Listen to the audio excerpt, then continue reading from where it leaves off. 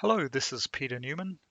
This is the third video in a series on this wing, and today I'm going to try to use Fluent Meshing, which I'm not skilled at all, but the idea is we would close this up with some patches, and we would check if the facet body is good, and it's not, so we will close that up and say auto fix this facet body, and now it is no problems found, so that's good.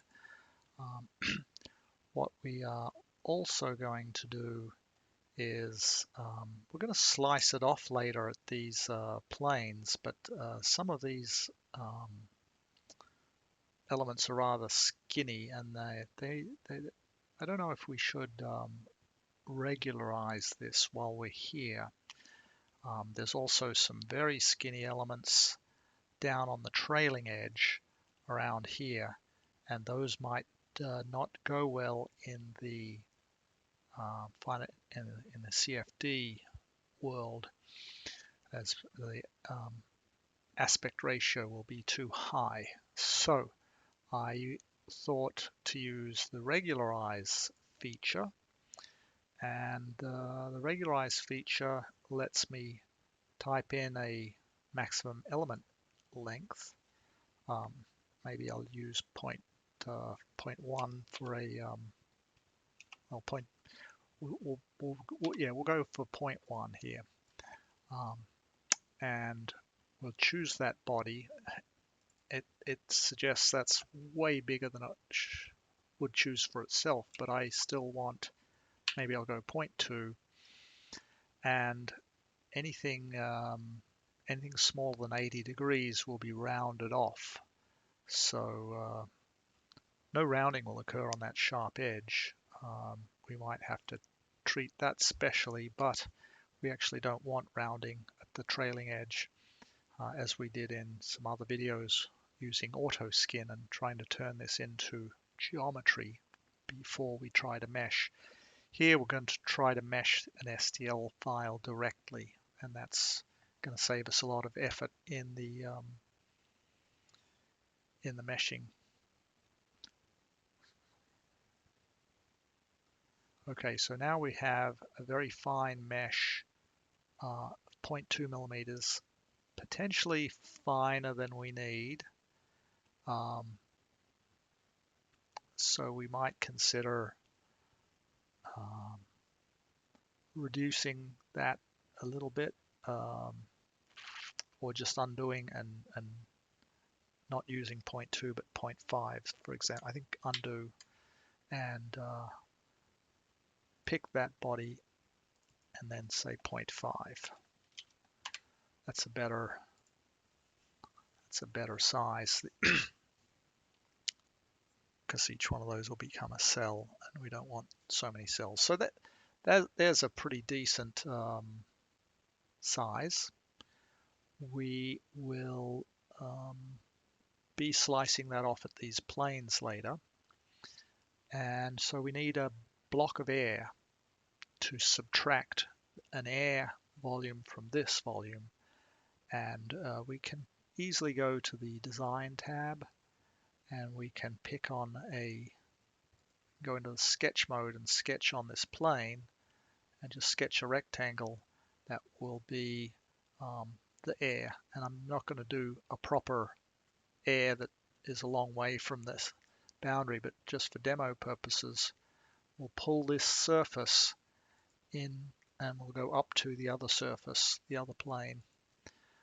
So there's our block of air, and we want the air to be converted into facets because we're going to subtract in the facet world. And so there's a convert button, and we're converting that over. But we need as many facets as we had before, so we're going to regularize this facet body, and when we pick it, it's suggesting one item, but we're going to say 0.5 to be similar to the other one. And we don't want it to square off any edges that are smaller than 110. So that will maintain our square edges because we do want square edges there. And I thought we'd get better results than that. Let me undo and bump that up to oh, below. I think I went the wrong direction. 60 tab.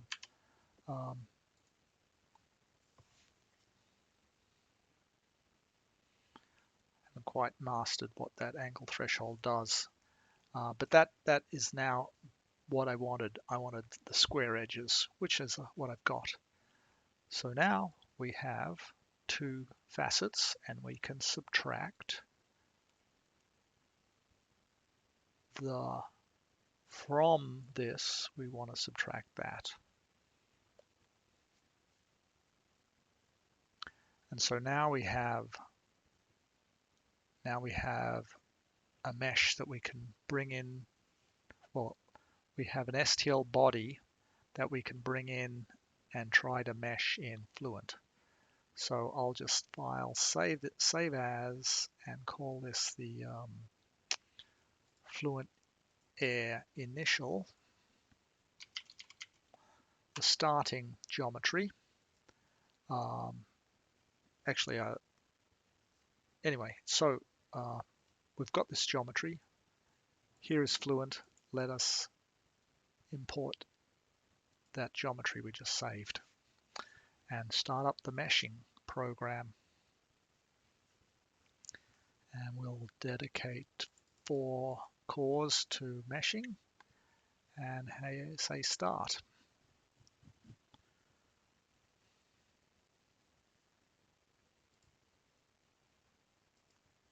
Okay, Fluid has loaded, and I'm going to go through the watertight workflow. And the first thing is the CAD. We're going to import the CAD. I don't know where to change meters to millimeters, but never mind.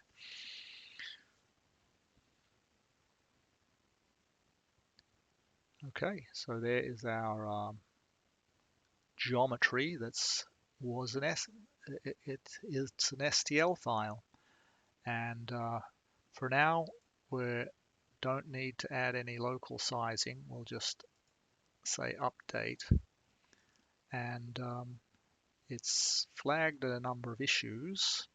What I'm going to try is does going with proximity fix things? And let's generate the surface mesh and find out.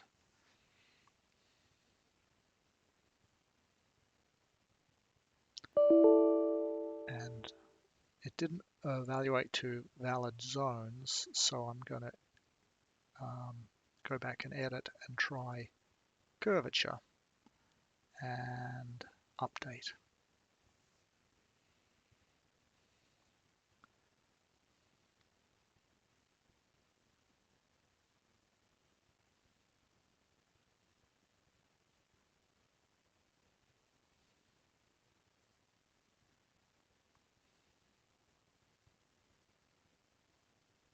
And we have a mesh.